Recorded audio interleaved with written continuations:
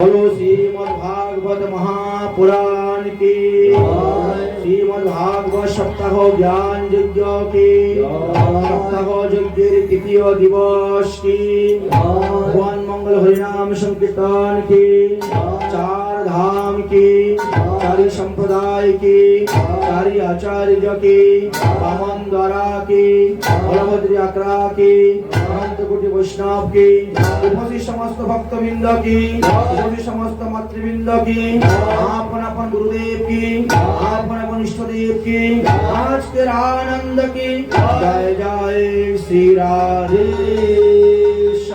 निताय गौर हरि परमहंस शिरोमणि सुखदेव गोस्वामी पाद आसन्न मृत्युग्रस्त महाराज परीक्षितेर सभाते गिये যেভাবে শ্রীমদ্ ভাগবত সপ্তাহ জ্ঞান যজ্ঞের অনুষ্ঠান করেছিলেন সেই ক্রম অনুসারে আজ হলো তাহার তৃতীয় দিবস। গতকালকে আমরা জড়ভরত চরিত্র পর্যন্ত আস্বাদন করেছিলাম, আজ তার পরবর্তী বিষয় আস্বাদন করব। আমাদের ভারতবর্ষে তিনজন ভরতের কথা বর্ণন করেছেন, এমনকি শ্রীমদ্ ভাগবত মহাপুরাণেও তা বর্ণন করে দিয়েছেন। এক ভরত ভক্তি যুগ অবলম্বন করে ভগবানকে পেয়েছেন, এক ভক্ত জ্ঞান যুগ অবলম্বন করে ভগবানকে পেয়েছেন, এক ভক্ত কর্মযুগ অবলম্বন করে ভগবানকে পেয়েছিলেন। যাই হোক, এই যে ভরতের বংশে ক্রমানুসারে 14 জন রাজা রাজত্ব করেছিলেন। ভরত নিজেও 1 কোটি বৎসর রাজত্ব করেছিলেন, তারপরে তিনি পরিব্রজনে গমন করেছিলেন। তো তিনার বংশে শেষ রাজা ছিলেন গয় নামক রাজা, তারপরে তিনার বংশ লুপ্ত হয়ে যায়। যাই হোক, অতঃপরে সুখদেব গোস্বামী পাদ আমাদের সপ্তদ্বীপা পৃথিবীর কথা বর্ণন করেছেন। আমরা বর্তমানে যে দ্বীপের মধ্যে আছি, এই দ্বীপের নাম হলো জম্বুদ্বীপ। যেহেতু এই দ্বীপে একটি জম্বু বৃক্ষ আছে বিশাল, এই দ্বীপের বিস্তার হলো 1 লক্ষ যোজন। এটি পদ্মপত্রের নিকায় গোলাকার সদৃশ্য। জম্বুদ্বীপকে বেষ্টন করিয়ে চতুর্দিকে লবণ সমুদ্র অবস্থান করতেছে। এই জম্বুদ্বীপকে তিনি 9টি ভাগে বিভক্ত করে 9 পুত্রকে 9 দেশে রাজা করে দিয়েছিলেন। যেমন ইলাবৃত্ত বর্ষ, ভদ্রাস্য বর্ষ, হবিব্য বর্ষ, কেতুমাল বর্ষ, রম্যক বর্ষ, হিরণ্য বর্ষ, উত্তর কুরু বংশ আর কিঙ্কুরি বর্ষ ইত্যাদি। শেষে হলো ভারতবর্ষ। আমাদের ভারতবর্ষের আগে নাম ছিল নাভি বর্ষ, পরবর্তী সময়ে হয়েছিল অজনাভ বর্ষ, আর তারপরে আসলো নাম ভারতবর্ষ, এবং এখনো সেই ভারতবর্ষ নামেই পরিচিত আছে। আমাদের এই জম্বুদ্বীপটা যতটুকু বড়, তার থেকে দ্বিগুণ বড় শালমলী দ্বীপ, তার থেকে দ্বিগুণ বড় ক্রুশ দ্বীপ, তার থেকে দ্বিগুণ বড় শাকদ্বীপ, তার থেকে দ্বিগুণ বড় পুষ্কর দ্বীপ। এইভাবে 7টি দ্বীপ অবস্থান করতেছে। এই 7টি দ্বীপে লোক 7 ধরনের ভাবে সাধন ভজন করে থাকেন। এক একটা বর্ষের লোক এক এক ভাবে ভগবানের ভজন করে থাকেন, এক একটা দ্বীপের লোক এক এক ভাবে ভগবানের ভজন করে থাকেন। অতঃপর সূর্যদেবের কথা আলোচনা করেছেন। সূর্যদেব হলেন 12 জন, তাই দ্বাদশ আদিত্য বলা হয়ে থাকে। তো প্রথম যে সূর্যদেবের নাম হলো বিভূষণ নামক সূর্য, তারপরে অর্যমা নামক সূর্য, তারপরে পুষ্য নামক সূর্য, তারপরে তষ্টা নামক সূর্য, তারপরে সবিতা নামক সূর্য, অতঃপর ভব নামক সূর্য, তারপর ধাতা নামক সূর্য, তারপর বিধাতা নামক সূর্য, অতএব বারুণ নামক সূর্য, এবং মিত্র নামক সূর্য, ইন্দ্র নামক সূর্য এবং বামন নামক সূর্য। এই দ্বাদশ সূর্য দ্বাদশ মাসে এসে আমাদের উপস্থিত হয়ে থাকেন। প্রত্যেকের আবার গণ পৃথক পৃথক আছে, তারা তাদের স্ব গণ সহিত তারা এক একটি মাসে আসেন এবং এক একটি কার্য তারা সমাধান করে যান। অতঃপর আমাদের পৃথিবীর উপরে 7 স্বর্গ আছে, আর পৃথিবীর নিচে আমাদের 7 পাতাল আছে। প্রতিটি স্থানেই লোকজন বসবাস করে যাচ্ছেন। যাদের কর্ম অনুসারে তারা সেই সেই স্থানে গিয়ে দেহ ধারণ করে সেই সেই বিষয়ে ভোগ করে থাকেন। যেমন ধরে আমাদের উপরে হলো ভূলোক, তার উপরে ভূগোলোক, তার উপরে স্বর্গলোক, তার উপরে মহলোক, তার উপরে জনলোক, তার উপরে তপলোক, আর তার উপরে হলো সত্যলোক। এইভাবে সপ্ত স্বর্গের কথা আলোচনা করেছেন। ঠিক তেমনি ভাবে আমাদের পৃথিবীর নিচে আবার সপ্ত পাতালও অবস্থান করতেছেন। আমরা সেই সপ্ত পাতালের কথা ভাগবতে বিস্তারিত ভাবে বর্ণনা করে গিয়েছেন। যেমন মনে করেন ভূলোকের বা পৃথিবীতে 10 যোজন নিচেই অতল অবস্থান করতেছে, অতলের 10 যোজন নিচে বিতল অবস্থান করতেছে, বিতলের 10 যোজন নিচে তলাতল অবস্থান করতেছে, তলাতলের 10 যোজন নিচে রসাতল অবস্থান করতেছে। এইভাবে ক্রম অনুসারে সুতল, তারপরে তলাতল, তারপরে মহাতল, তারপরে রসাতল, অতঃপর পাতাল, এইভাবে অবস্থান করছেন। পাতালের একেবারে নিচে 30 যোজন দূরে অনন্তনাগ অবস্থান করতেছেন। অনন্তনাগ এক একটা ব্রহ্মাণ্ডকে মাথার মধ্যে ধারণ করে আছেন। তিনার কাছে যেমন একটা শস্য মাথার মধ্যে আছে সেইভাবে তো তিনি অবস্থান করতেন। এই যে সপ্ত স্বর্গ এবং সপ্ত পাতাল, একে বলা হয় 14 ভুবন। এই 14 ভুবনেই বসবাস করে থাকে মানুষ, প্রত্যেকের কর্ম অনুসারে তারা ভজন করে থাকেন।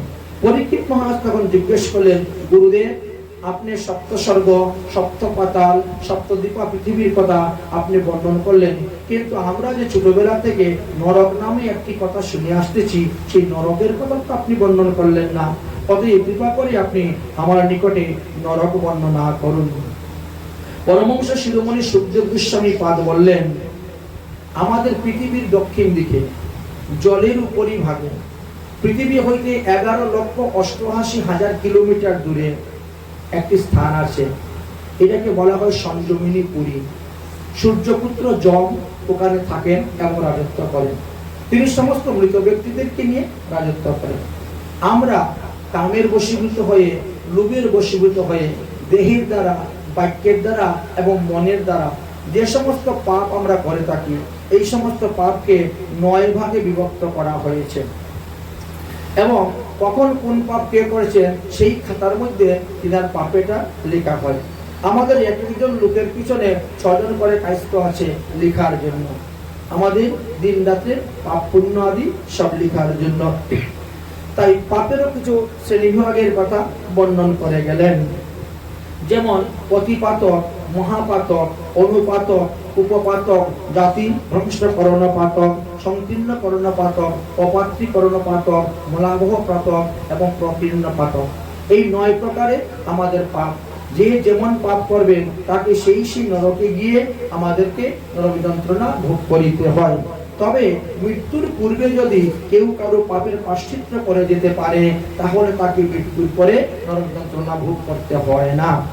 যদি মৃত্যুর পূর্বে প্রায়শ্চিত্ত করতে না পারে, তাহলে তার পুত্র, তার কন্যা বা তার যারা আছেন, 7 পুরুষের মধ্যে হোক, 10 পুরুষের মধ্যে হোক, 14 পুরুষের মধ্যে হোক, তারা যদি তার উদ্দেশ্যে কোনো সৎকর্ম করে, তাহলে তিনি উদ্ধার হইতে পারবেন। এত ভিন্ন তাহার উদ্ধারের আর কোনো উপায় নেই, আর কোনো রাস্তা নেই। অতএব একটা সংবিধান আছে যম মহারাজের, কোন কোন পাপ করার পরে কোন নরকে কত বছর থাকবেন, আর থাকার পরে সেখান থেকে এসে কি কি দেহ প্রাপ্ত হওয়ার পরে আপনি মনুষ্য দেহ পাবেন। পশু পাখি কীট পতঙ্গ আদি একটা সংবিধান করা আছে। সেই সংবিধান অনুসারে সমস্ত পাপের ফল ভোগার পরে মানুষ মনুষ্য দেহ প্রাপ্ত হইয়া থাকে। তখন পরীক্ষিত মহারাজ জিজ্ঞাসা করলেন, আচ্ছা গুরুদেব, এমন কি কোনো কাহিনী আছে যে কোনো এক ব্যক্তি সারা জীবন শুধু পাপই করেছে, অথচ মৃত্যুর পরে তাকে নরক ভোগ করতে হয় নাই? সেই মৃত্যুর পূর্বে পাপের প্রায়শ্চিত্ত করেছিল বলে তাকে নরক ভোগ করতে হয় নাই। এইরকম কোন উদাহরণ যদি থাকে আপনি কৃপা করে আমার নিকটে বর্ণনা করুন। তখন বললেন যে হ্যাঁ, একটি উদাহরণ আছে, শাস্ত্রে পাওয়া যায়। কান্যকুব্জ নামক একটি দেশ ছিল, সেখানে অজামিল নামে এক ব্রাহ্মণ পুত্র ছিলেন। তিনি প্রথম জীবনে খুব গুরু ভক্ত ছিলেন, মাতৃপিতৃ ভক্ত ছিলেন, দেবভক্ত ছিলেন, কিন্তু কোনো এক সময়ে কোন জন্মের কর্মফল এসে তার উপরে পড়ল এবং তিনি অসৎসঙ্গের কারণে তিনি সেই সত্য সদাচার ভ্রষ্ট হয়ে গিয়েছিলেন। একদিন অজামিলের পিতা বললেন, আমি পূর্বপুরুষের জন্য আদ্য শ্রাদ্ধ করব, নান্দিমুখী শ্রাদ্ধ করব। হে পুত্র, তুমি বনে যাও, সৌমিত কাষ্ঠ নিয়ে আসো, আমি হোম যজ্ঞ করব, নানা রকমের ফুল কুশ আদি নিয়ে আসো। অজামিল বিবাহ করেছেন, তিনার সুন্দরী কন্যাও ছিল, সুন্দরী স্ত্রীও ছিল। এত কিছু থাকা সত্ত্বেও তিনি বনে যখন গিয়েছিলেন সৌমি সংগ্রহ করে নিয়ে আসবেন, এমন তো অবস্থায় তিনি দেখতে পেলেন সেই নিভৃতি স্থানে জঙ্গলের মধ্যে এক শূদ্র এক বেশ্যা রমণীর সঙ্গে লিপ্ত আছে। সেই দৃশ্যটা একবার দেখার পরে তিনি তিনার মনকে আর ফিরিয়ে নিতে পারলেন না, তিনার ইন্দ্রিয়কেই তিনি ফিরাতে নিতে পারলেন না, ইন্দ্রিয় তাকে গ্রাস করে ফেলল। তিনিও যদিও নানা রকম কলাকৌশল দ্বারা সেই রমণীকে বশ করেছিলেন এবং তার সঙ্গে তিনি বাস করতে শুরু করেন, যার কারণে তিনার পিতা তিনাকে ত্যাগ করে দেন এবং সে তখন সেই বেশ্যা রমণীকে নিয়ে জঙ্গলের এক পাশে ঘর বানিয়ে অবস্থান করতে থাকে। দেখতে দেখতে 9টি সন্তান জন্মগ্রহণ করেছিল এই বেশ্যা রমণীর উদরে। অজামিল এত পাপী হয়েছিলেন যে তিনি লক্ষ লক্ষ কোটি কোটি বৎসরে তার পাপের নাশ হইবে না, অর্থাৎ যতদিন চন্দ্র সূর্য পৃথিবীতে আছে ততদিনই তাকে এই পাপের ভোগ করিতে হইবে। এত বড় পাপী তিনি ছিলেন। কিন্তু দেবর্ষী নারদের খুবই দয়া উদয় হইল। দেবর্ষী নারদ ভগবান বিষ্ণুকে গিয়ে বললেন, প্রভু, সত্য যুগে তো 4 পাদ ধর্ম, 1 পাদ অধর্ম নেই, তাহলে অজামিল অধার্মিক অজামিলের উৎপত্তি কোথা থেকে হলো, কেমন করে হলো? আর তাকে যদি উদ্ধার করা যায় তাহলে তোমার নামের মহিমাটা না আরো বেড়ে যাবে। অতএব প্রভু, একটু চেষ্টা করে দেখবো তাকে উদ্ধার করা যায় কিনা। ভগবান বিষ্ণু বলেন, ঠিক আছে, তাহলে যাও দেখো। দেবর্ষী নারদ বেশ কিছু মুনি ঋষিদের সঙ্গে একত্রিত হলেন আর হয়ে তিনি বেরিয়ে পড়লেন।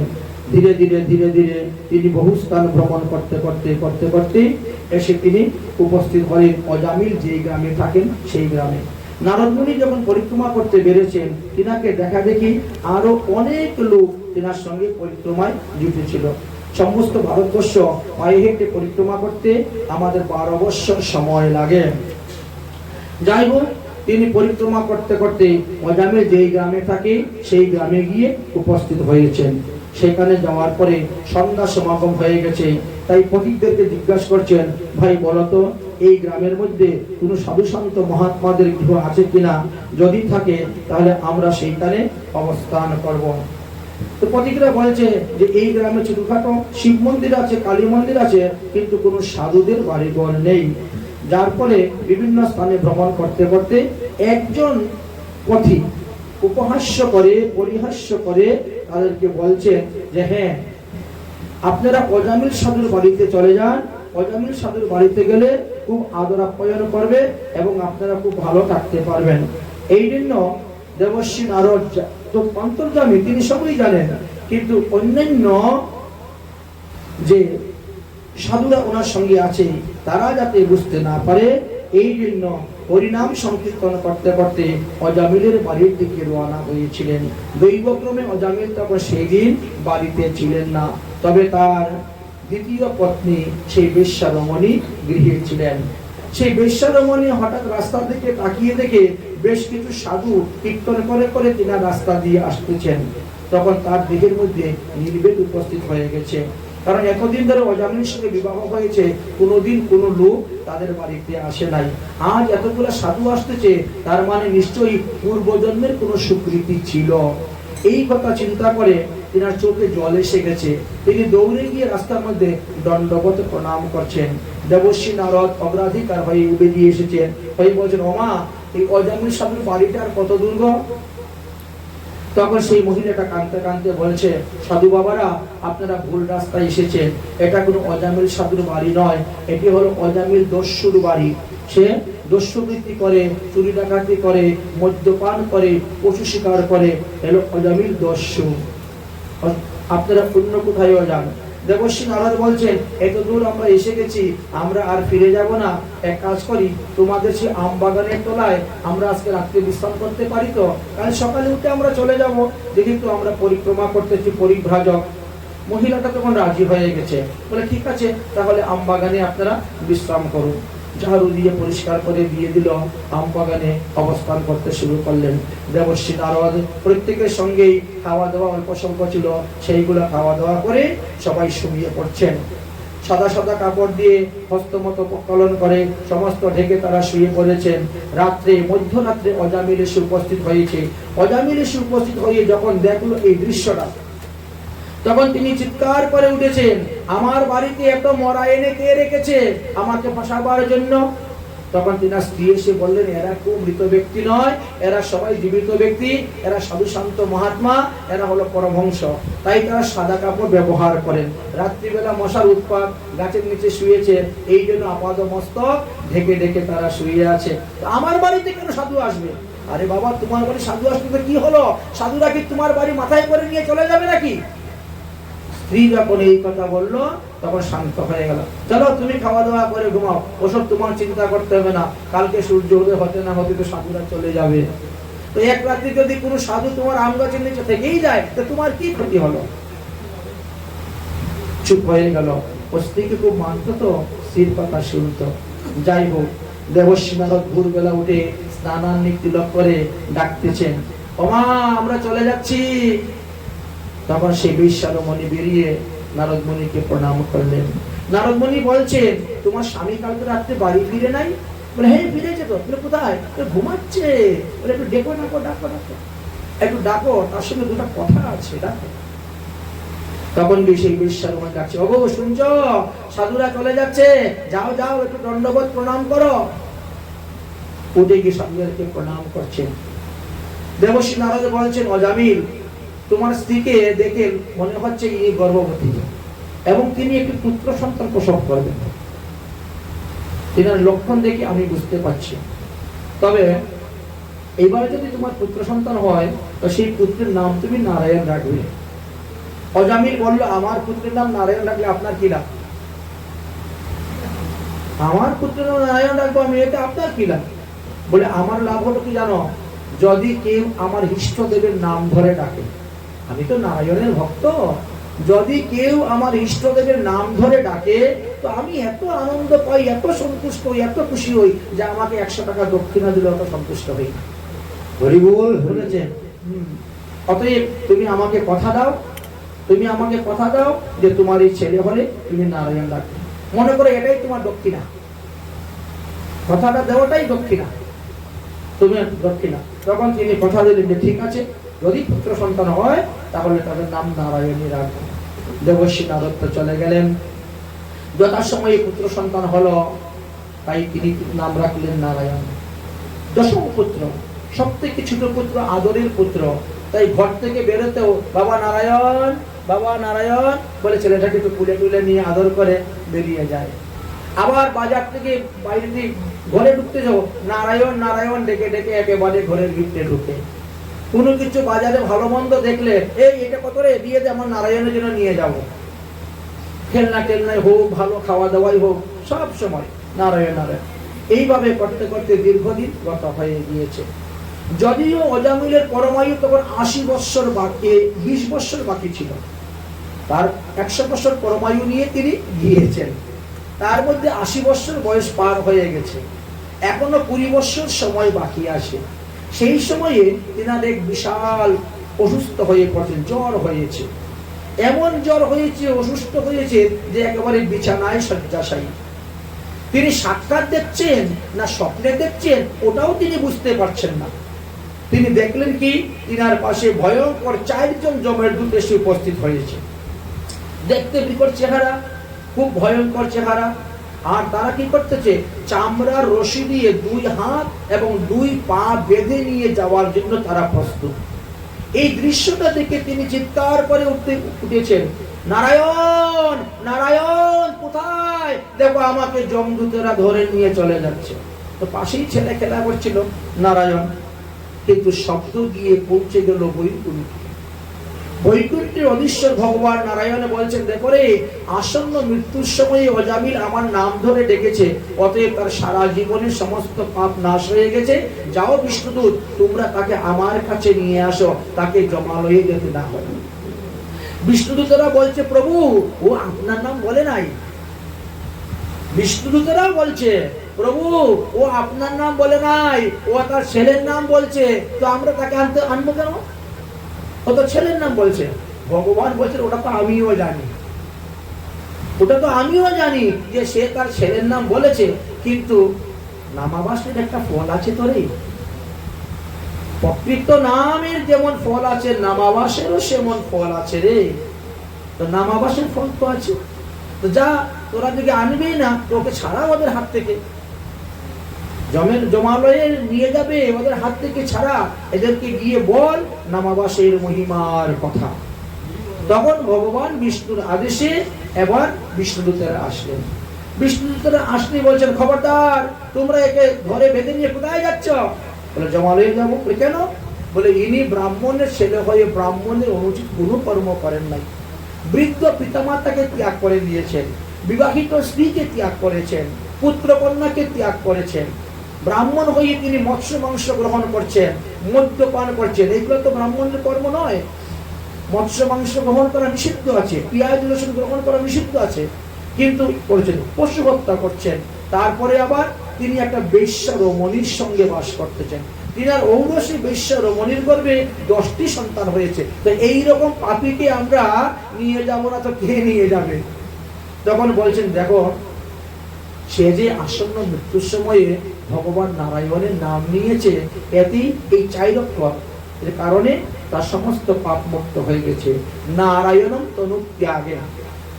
আমরা গতকালকে আলোচনা করেছিলাম যে ঔষধে চিন্তয়েদ বিষ্ণু ভুজনিষ্ঠ জনার্দনম শয়নে পদ্মনাভাশ্চ বিবাহিত প্রজাপতি যুদ্ধে চক্রধর দেবম প্রবাসে চতিবিক্রম নারায়ণম তনুত্যাগে শ্রীধরম প্রিয় সঙ্গম।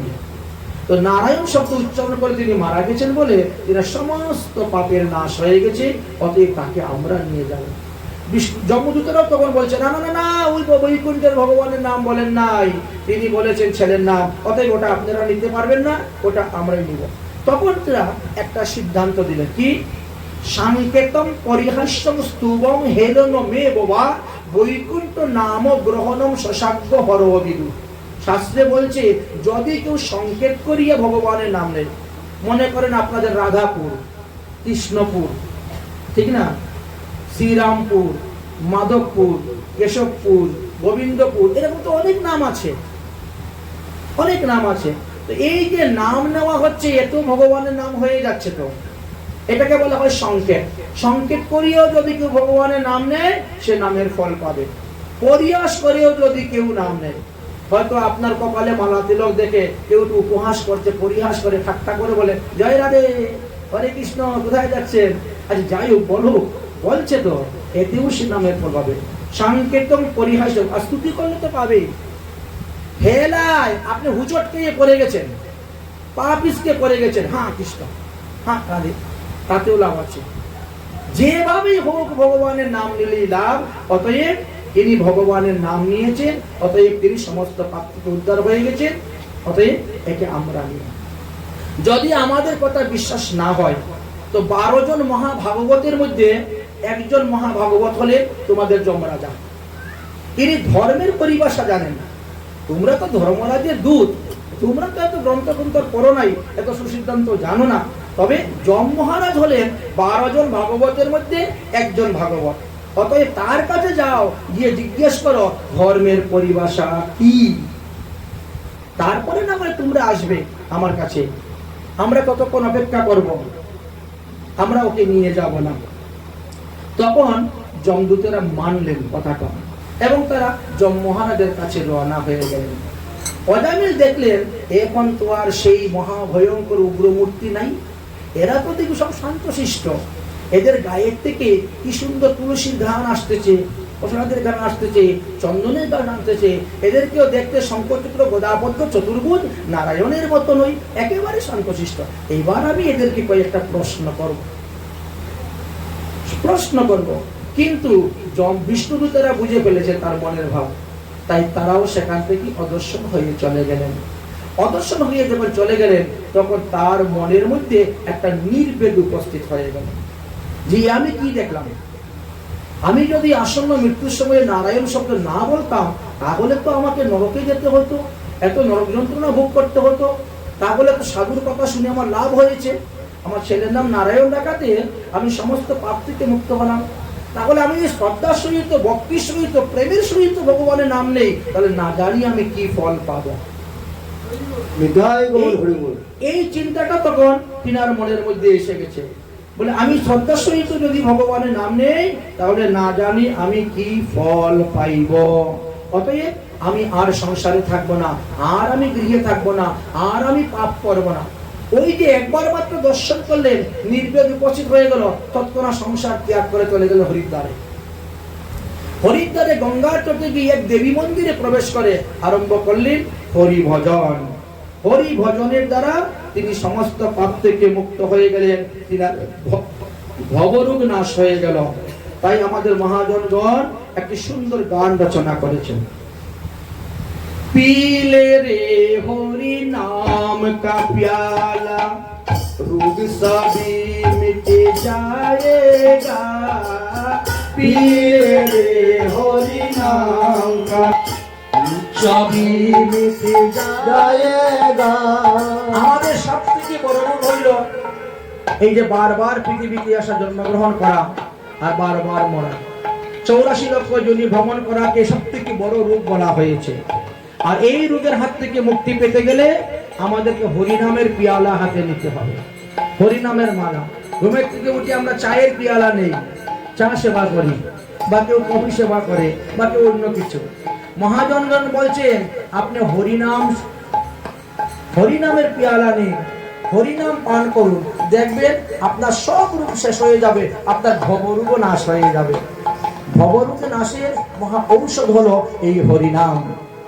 তাই বলছেন पीले रे हरि नाम का प्याला, रोग सभी मिट जाएगा। पीले रे हरि नाम का प्याला, रोग सभी मिट जाएगा।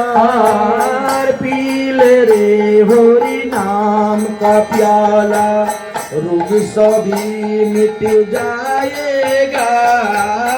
पीले रे हरि नाम प्याला, रोग सभी मिट जाएगा। মহাজন বলছেন আমাদের চোখের একটা রোগ আছে, আমরা ভগবানের রূপ দর্শন করতে যাই না, সাধুগুরু বৈষ্ণব দর্শন করতে যাই না। চোখের রোগ হলো ঘুমের থেকে উঠে মোবাইল টিপা, বুঝলেন? সারাদিন বসে বসে মোবাইল টিপো। বলছেন দেখো মোবাইল টিপে লাভ হবে না বাবা, যদি ভগবানকে দর্শন করতে পারো। इनाकू की रुग लगा है रोजी मोबाइल देखने का। इनाकू की रुग लगा है रोजी मोबाइल देखने का। इनाकू से होरी दर्शन कर ले, रोग सभी मिट जाएगा। इनाकू से हरि दर्शन करे, रोग सभी मिट जाएगा। पीले रे हरि नाम का प्याला, रोग सभी मिट जाएगा। पीले रे हरि नाम सुहागा, रोग सभी मिट जाएगा। আবার আমাদের কানেরও একটা রোগ আছে, যত আজে বাজে খারাপ কথা শুনতে কান আগে চলে যায়। কেউ যদি ফিসফিস করে কথা বলে তাহলে তো আরো বেশি যাবে কানটা, দেখে আমার নামে কোনো বদনাম করছে কিনা। এটা হলো কানের রোগ। তাই বলছেন इन कानों की रुग लगा के बुरा बात सुनने का। इन कानों की रुग लगा के बुराई बात सुनने का। कानों से भागवत सुन ले रोग सभी मिट जाएगा। इन कानों में भागवत सुन ले रोग सभी मिट जाएगा। और पी ले रे हरि नाम का प्याला भवो रोग मिट जाएगा। पी ले रे हरि नाम प्याला रोग सभी मिट जाएगा। আবার আমাদের জিহ্বার একটা রোগ আছে। জিহ্বার রোগটা কি? আমার আমার করা, এইটি হলো একটা রোগ।